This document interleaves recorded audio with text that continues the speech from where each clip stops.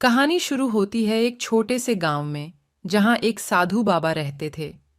बाबा की आंखों में एक रहस्यमय प्रकाश था जो गांव वालों को आकर्षित करता था। एक दिन गांव के एक युवक नामक राज ने बाबा से पूछा। बाबा, आपकी आंखों का यह प्रकाश कैसे है?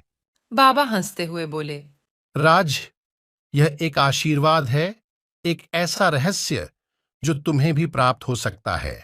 राज ने चाहा कि वह भी उस रहस्य को जाने, इसीलिए बाबा ने कहा। तुम्हें गांव के जंगल में एक पुराने मंदिर तक पहुंचना होगा, जहां तुम्हें एक मैजिकल ऑर्ब मिलेगा। राज ने मंदिर की ओर रुगमण किया और अचानक वह मैजिकल ऑर्ब के सामने पहुंच गया। बाबा की आंखों का प्रकाश इस ऑर्ब से भी अधिक चमक रहा था। बाबा ने बताया। इस ऑर्ब का नाम चमकदार रत्न है, जो किसी को भी किसी भी कहानी में खींच सकता है। राज ने रत्न को धारण किया और वह वापस गांव लौटा।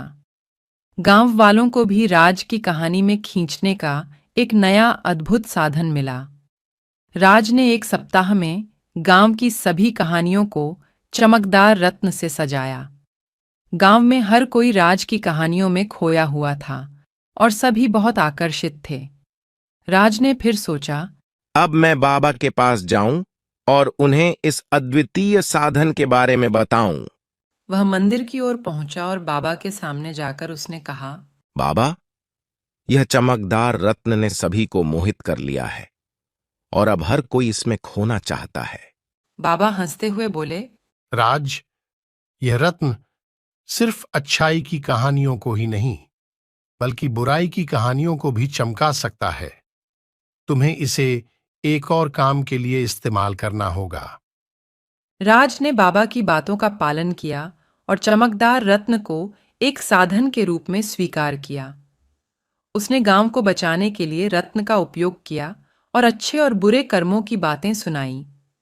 गांव वालों ने इस सीख को सुनकर अपने जीवन को सुधारने का निर्णय लिया।